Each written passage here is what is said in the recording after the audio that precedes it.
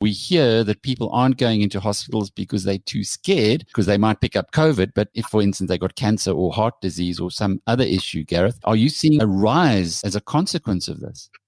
Not yet. Again, we're going to have to monitor that as we go, but we have just released our 2019 stats. So that obviously will give us a good base to compare against once 2020 is over and we can start seeing how it's played out in terms of other claims causes. There's a number of hypotheses out there that we're going to have to monitor and try and understand. Are there people potentially not going to hospitals and potentially underdiagnosing conditions at this point in time? We know that people are scared to go to doctors unless it's incredibly necessary at times like these.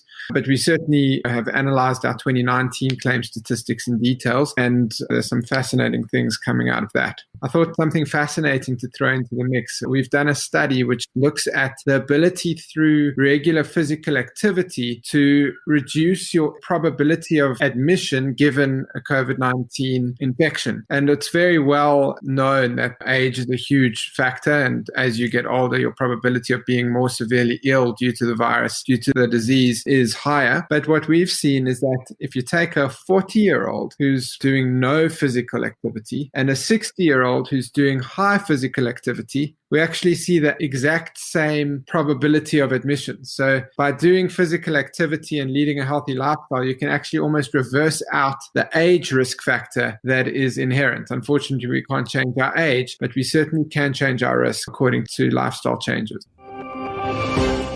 This moment of clarity comes from one of thousands of interviews you'll be able to access by downloading the free biznews.com app in the Apple or Google Play app stores.